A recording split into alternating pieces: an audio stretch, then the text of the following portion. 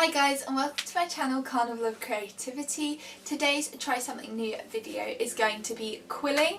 Now this is something that I'd never ever done before. I remember when I was little walking past like handmade shops and things that had like trinket pots that were made out of paper that had been wound up so tight that it made little like coil things, and they were stacked up to create the walls of this pot, and I thought it was so cool.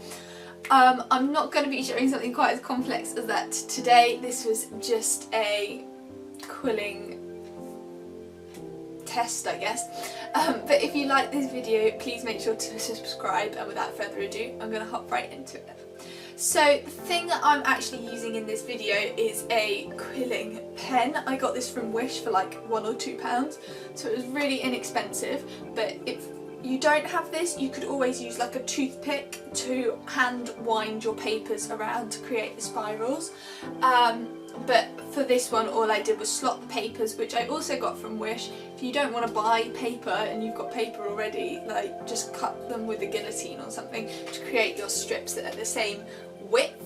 If you altered the width, of course, this would also create a bit more depth in your design, but mine were all the same width. So I just slotted these into my pen, pushed the button and held my hand over the top so they didn't spiral crazy to create my spirals. I opted to do a letter formation for mine, so before I glued any of my nice colourful spirals down, I hot glued some white paper round so it was stood upright in the shape of the initial which I had drawn out on my paper previously.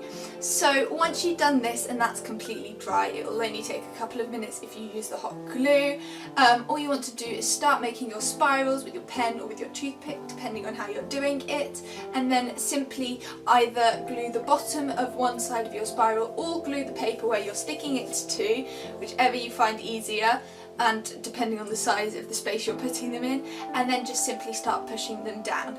I filled the whole letter of my G, and then I also did some with different lengths so that they were tighter and some were more spread out as well, and put these even inside other spirals as well, and just to fill the gaps as well, like that.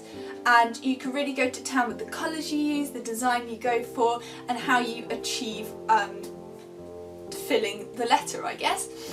And then the last step that I did, just to give it a little bit more pizzazz, was I grabbed a longer piece of a darker pink colour, spiraled this loosely, then stuck this round so it was curving out from the letter, repeated this step with a shorter and lighter pink coloured strip, and stuck this down so they were sort of like sprouting out of the letter as well.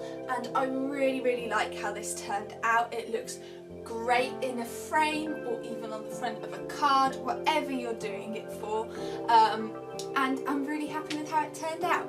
If you like this video, please make sure to subscribe, guys, and I will see you all next time. Bye!